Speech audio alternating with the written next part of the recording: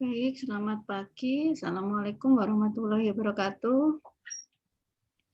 Langsung saja ya, biar yang lain nanti menyusul karena hukum mau rapat nanti. Ya. Baik, di pertemuan kelima ini masih seputar mikroorganisme ya. Ibu. Masih berhubungan dengan mikroorganisme. Nah, ini belum ya kemarin ya? Yang golongan parasit belum ya? Belum kemarin ya? Oke, mikroorganisme golongan parasit. Nah, ini parasit adalah organisme yang hidup bisa sementara atau menetap baik pada permukaan atau di dalam dengan maksud dia mengambil sebagian atau seluruh kebutuhan makanan dan mendapatkan perlindungan dari hostnya. Ya. Dia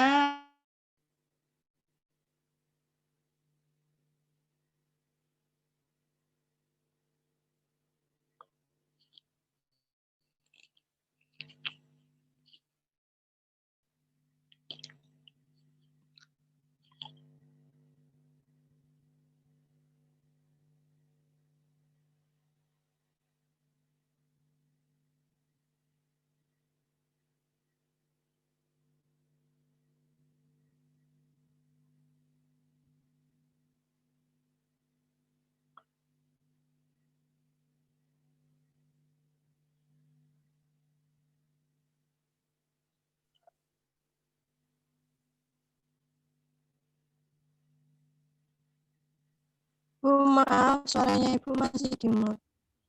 ya. Maaf. Ini ya. Jadi parasit itu adalah organisme yang hidup yang menumpang. Ya, dia mengambil makanan dan kebutuhan lainnya dari makhluk hidup yang ditumpangi. Kalau itu manusia berarti sebagai host atau intinya atau tuan rumah adalah manusia itu sendiri. Ya. Parasitisme hubungan timbal balik antara satu dengan organisme lain yang kelangsungan hidupnya di mana salah satu organisme dirugikan. Jadi yang ditumpangi juga dirugikan, yang menumpang yang untung, ya. Dia tidak memberikan manfaat yang ditumpangi atau hostnya. Host itu tuan rumah ya. Oke.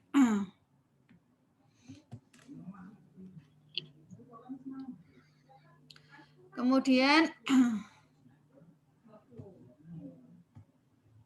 nah, ini beberapa macam host. Host tadi apa? Inang ya, atau tuan rumah ya. Yang pertama adalah host definitif. Host tempat parasit hidup tumbuh menjadi dewasa, berkembang biak secara seksual. Ya. Sedangkan host perantara tempat parasit tumbuh menjadi bentuk inefektif yang siap ditularkan kepada manusia. Ya. Host reservoir, hewan yang mengandung parasit yang menjadi sumber infeksi bagi manusia. Jadi host itu tidak hanya manusia, tetapi makhluk hidup yang lain juga bisa. Ya. Host paratenik, hewan yang mengandung stadium inefektif, parasit dan stadium efektif ini dapat ditularkan menjadi dewasa pada host definitif. Ya. Stadium inefektif itu yang bisa menularkan ya, bisa menularkan kepada manusia. Nah, yang bertindak sebagai parasit itu apa saja? Binatang contoh ini ya, protozoa atau protosos helminthes ya. Helminthes itu cacing ya. Arthropoda, serangga.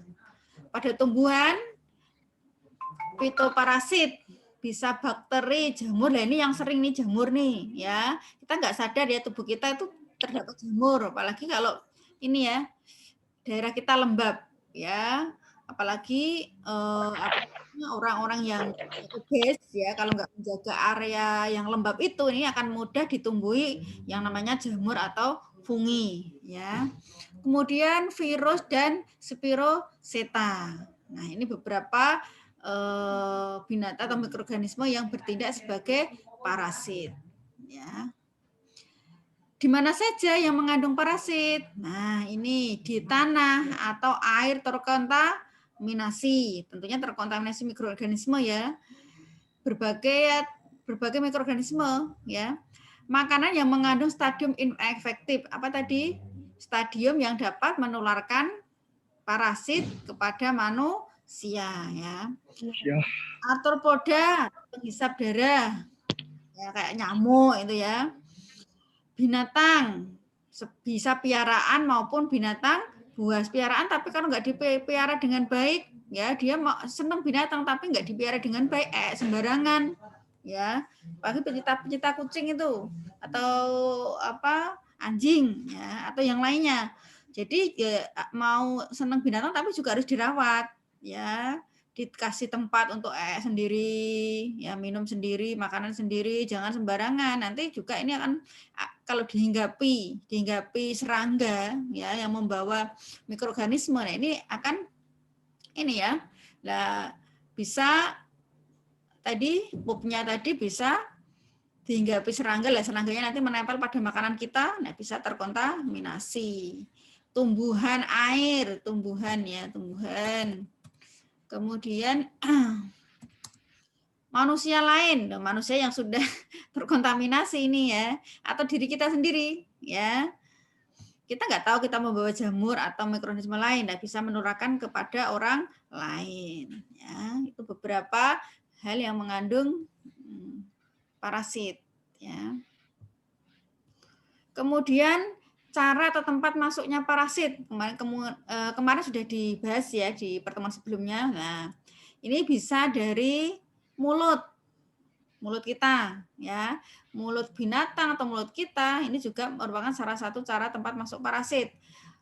Bisa juga menembus pori-pori di kulit ya, bisa juga lewat gigitan serangga ya, atau menghirup atau kita hirup ya, ternyata udaranya sudah tercemar, lah kita hirup, ini bisa masuk melalui saluran pernafasan ya, atau transplasenta atau lewat plasenta saat dia di kandungan. Nah, ini kongenital ya, kelainan sejak lahir misalnya. Atau transmomeri, jadi melewat ASI ya. Atau melalui hubungan seksual ya. Atau lewat transfusi darah. Atau lewat transplantasi jaringan, donor ginjal, donor yang lain. Ini juga bisa merupakan salah satu cara parasit masuk ke dalam tubuh manusia ya, stadium inefektif. Nah,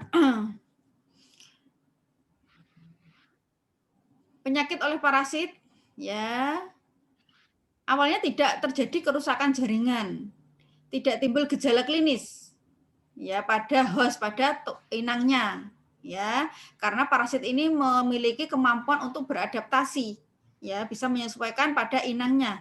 Nah, apabila inangnya ini imunnya turun, kekurangan malnutrisi, daya tahan menurun, nah ini parasit akan mudah menjadi patogen. Apa kemarin patogen? Patogen apa kemarin? Mikroorganisme yang bisa menyebabkan suatu penyakit ya. Kalau patogenitas? Kalau patogenitas apa? Apa? Kemampuan mikroorganisme untuk bisa menimbulkan suatu penyakit. Derajatnya ya, kemampuan dia ya. Nah, ini pengobatan ya harus diperhatikan, obat-obat dengan efek letal terhadap parasit serta efek sampingnya.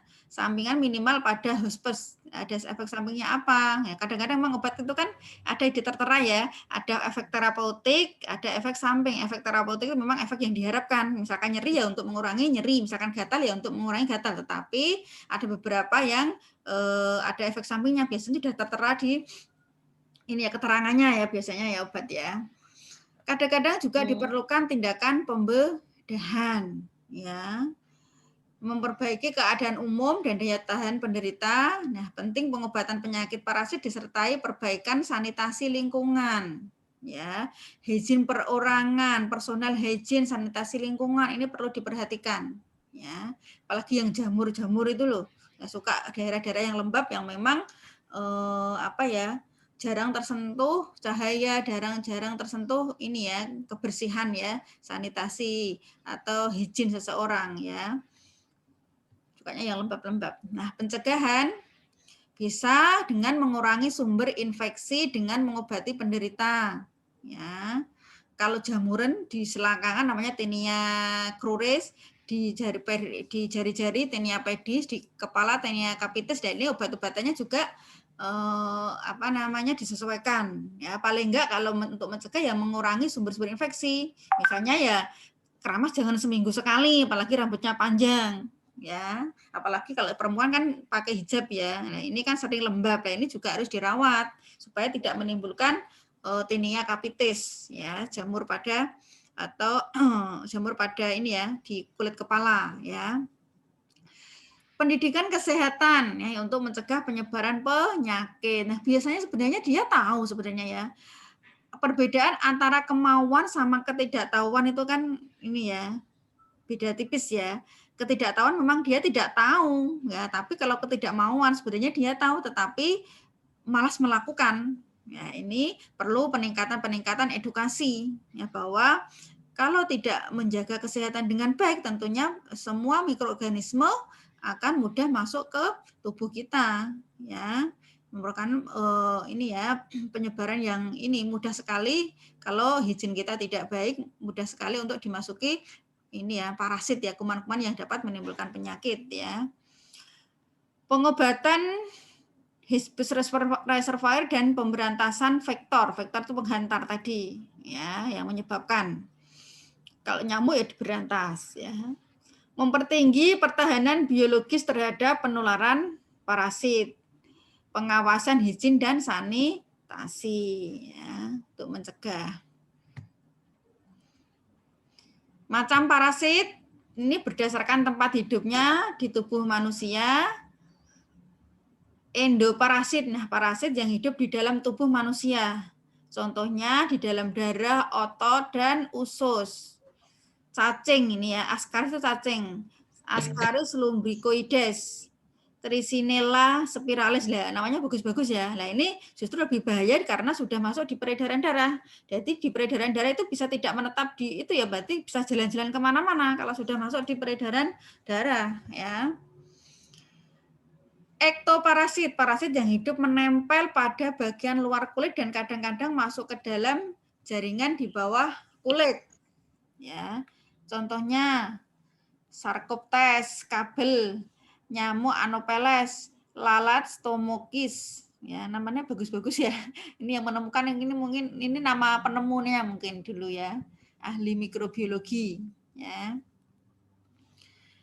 Nah, ini sedang berdasarkan tingkat ketergantungannya. Kalau tadi berdasarkan tempat hidupnya ya, kalau sekarang berdasarkan tingkat ketergantungannya. Obligat parasit permanen, parasit yang tidak bisa hidup bila tidak menumpang pada host. Plasmodium, cacing gelang, ini tidak bisa hidup kalau dia tidak menumpang. Ya. Fakultatif parasit.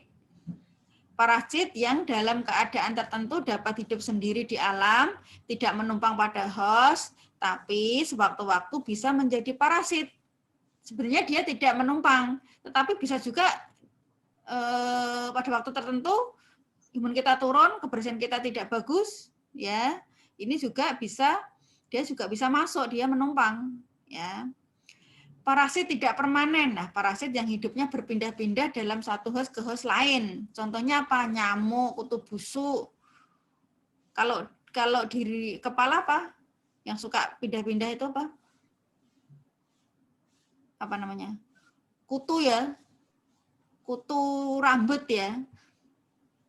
Tumo itu loh, itu kan bisa berpindah-pindah, nggak menetap ya. Kalau kebersihan kepala kita bagus, otomatis ini kumannya, kutunya itu akan hilang sendiri ya. Saat telur-telure ya. Kalau dia yang dewasa sudah nggak ada kan, otomatis nggak bertelur. Ya, tapi kalau higien kepala nggak baik ya akan menetap dia. Nah ini maksudnya tidak permanen sebenarnya, dia bisa berpindah ke kepala satu dengan kepala orang lain ya. Parasit insidental, parasit secara kebetulan tiba-tiba ya, tiba-tiba bersarang dalam tubuh host yang biasanya tidak dihinggapi. cacing di mulut sapi dan manusia, contohnya. Tiba-tiba aja dia muncul di situ, ya. Disidental ya. Kemudian parasit eratika, parasit pada hospes yang wajar tetapi lokasinya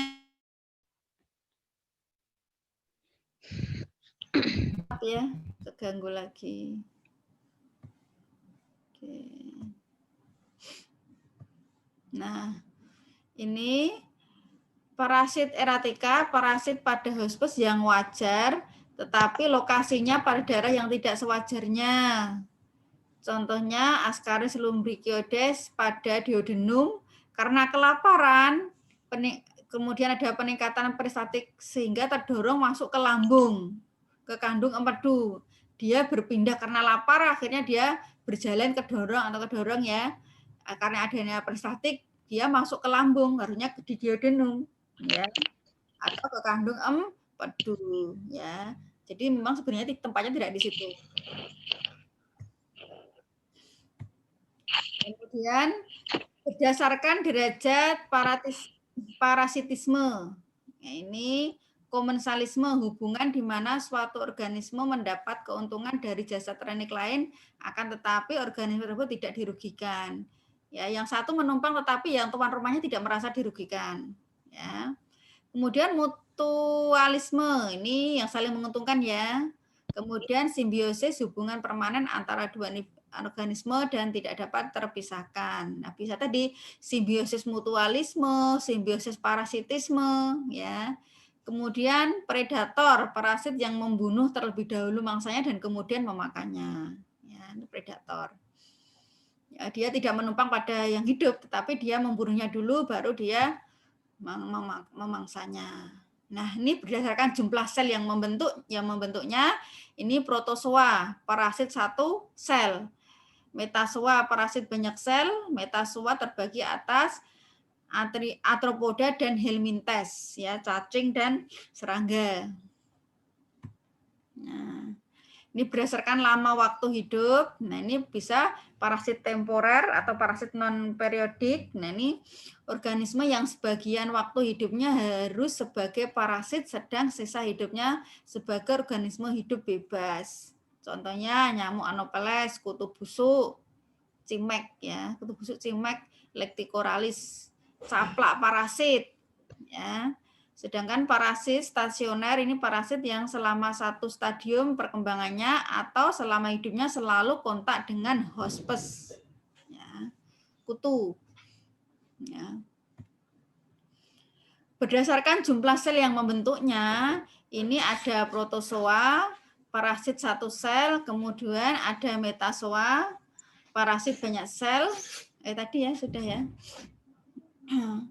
Contohnya ini tadi begitu arthropoda dan helminthes cacing tadi ya. Berdasarkan lama waktu hidupnya. Tadi sudah ya. Oh ya. Berdasarkan jumlah hospesnya, parasit Holoxenosa, parasit yang dalam siklus hidupnya hanya membutuhkan satu organisme lain sebagai hospes. Cacing golongan strongil atau kutu.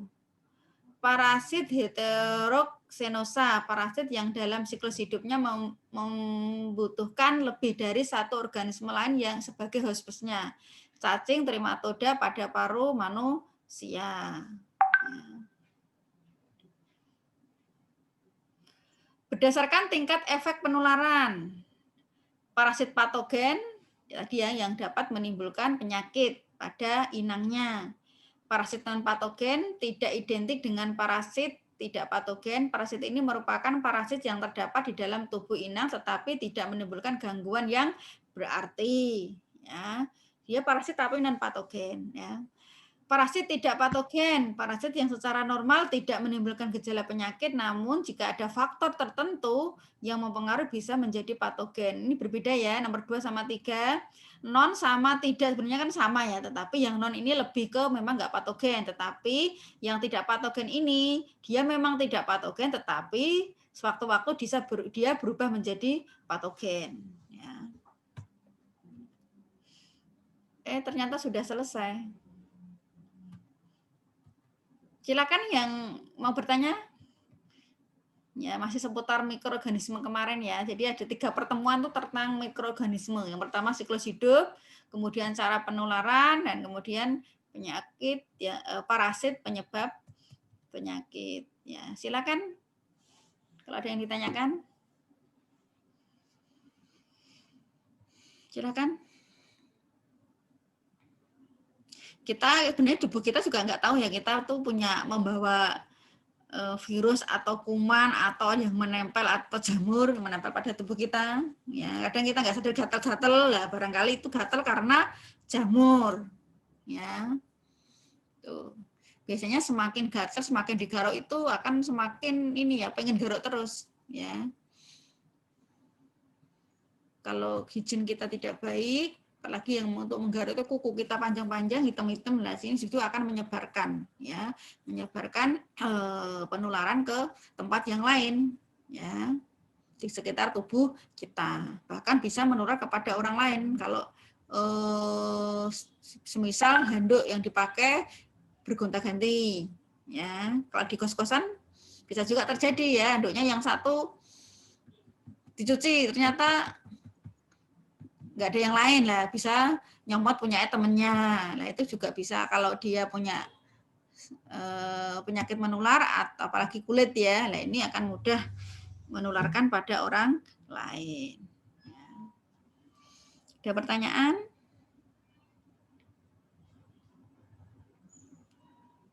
Silakan kalau mau bertanya. Lah ini kok ditutup semua ya? Jangan-jangan ini tidur nih, pada tidur masih ngantuk. Ainun, Joko Susilo, Abun, Risma, Selviana, Sulis, Devi Okta, Pipit, Marlena, bangkit, ayo bangkit, bangkitlah. Tasya,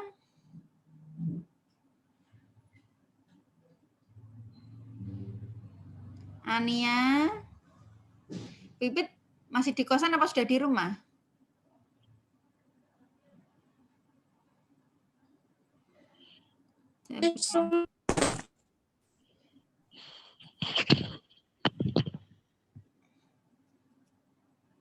Silakan, nggak ada yang bertanya, ini di chat ada nggak? Bu, kalau hospes itu berarti seperti inang sementara yang membawa mikroorganisme sendiri, Bu. Tadi ya hospes atau inang atau tuan rumah tuh kita, ya kita. Lah kita itu bisa apa ya, sebagai tuan rumah mikroorganisme itu, ya. Cara masuknya bisa tadi melalui mulut, inhalasi, macam-macam tadi, ya. Bisa terjadi, bisa oleh karena binatang, vektornya, ya. Jadi hospes itu diri kita sendiri atau hewan. Maksudnya hospes itu yang ditumpangi oleh mikroorganisme parasit. Ya, bisa itu manusia, bisa itu hewan, bisa itu tumbuhan. Ya. Contohnya kan kalau tumbuhan itu benalu, ya benalu menempel pada tumbuhan lain, merugikan yang ditumpangi ya. Yang ditumpangi itu namanya host atau inang atau tuan rumah. Ya, kalau kita manusia bisa juga parasitnya bisa jamur, bisa virus, bisa kuman. Ya, cara masuknya bagaimana tadi macam-macam, bisa ke hirup kita, bisa melalui kontak langsung, bisa apa namanya droplet infection, ya. Tadi macam-macam tadi ya. Bisa melalui makanan, ya. Itu ya Dian ya. Ada lagi Dian?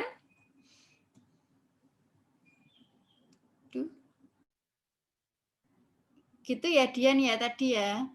Jadi hospes itu kita kalau itu berhubungan dengan penyakit manusia ya berarti hospesnya adalah manusia hostnya. Ya, jadi hospes itu tidak hanya tadi ya, tidak hanya manusia, bisa binatang, bisa hewan ya. Cara penularannya ya tergantung tadi. Ya, bisa dengan inhalasi, ya, bisa kontak langsung, bisa cairan darah, bisa ASI, ya. Bisa macam-macam cara masuknya, ya. Tuh. Ada lagi Dian? Bentar, tak baca lagi ya. Oke. Ada yang tanya lagi? Jadi jangan bingung ya, patogen, patogenitas, host atau inang atau tuan rumah ya. Ada yang lain? Ada yang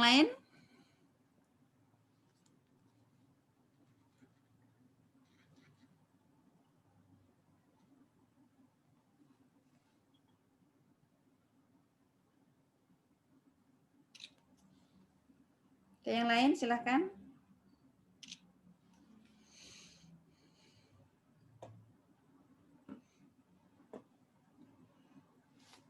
Silakan.